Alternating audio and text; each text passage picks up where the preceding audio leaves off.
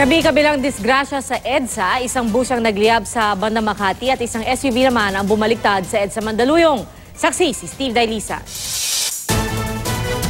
Tumihaya, nawasak ang bumper at halos mapipi ang itaas na bahagi ng SUV nito matapos araruhin ng isang plant box at barrier sa Mandaluyong. 3 lane ng EDSA northbound ang kinailangang isara at dahil kasagsagan ng morning rush hour alas 7 ng umaga, lumala ang traffic. May mga debris pang ang tumalsik sa isang kotse na nasa southbound lane. Kaya tila himalang galos at sugat lang ang tinamo ng 19 anyos na driver na si Wesley Sean Kua.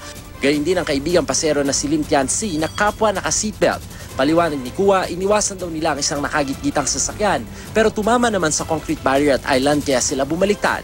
Maluwag po yung exit nun maluwag po. Okay. So medyo mabilis yung takbo ko. Tapos bigla kasi lumabas yun sa second line. Nag-apa ko ng preno. Hindi ko alam kung loose brake siya or ano siya or nag-gas ko ba siya or ano.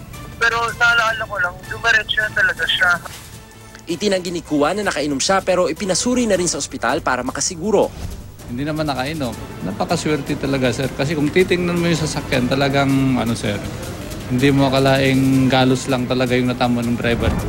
Handa raw tumulong ang driver ng SUV sa sasakyan na tinamaan ng debris. Gayunman, posible pa rin siyang maharap sa reklamong reckless imprudence resulting in damage to government property. Nagpalala rin ang traffic sa EDSA Buendia naman ang pagliyab ng bus na ito alas 9 ng umaga. Natupok ang buong bus na papunta sa ng Fairview mula Baclaran. Naapula ang sunog ng fire truck ng Forbes Park, ang pinakamalapit na subdivision sa lugar alas 9:20 ng umaga. Nasa harap po kami niya ng bus, tapos bigla lang po siyang nag-usok, tapos nangangamoy na po siya. Nung pag-amoy na po, nagsabi po kami na parang may nasusunog, tapos sabi ng driver, baka nga, tapos yung bigla na lang nag-apoy siya, tapos nagsilabasan na po kami. Yung iba naman, doon naglabas sa bintana. Bigla naman po kasi umusok lang sa ilalim, doon sa may makina.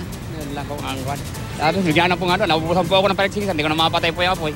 Tinitingnan ng mga otoridad ng posibilidad na problema sa wiring ang sanhi ng sunog. Na-check naman po, kaya lang siyempre. Bigla na lang po kasi, bigla na po naman ating mahal.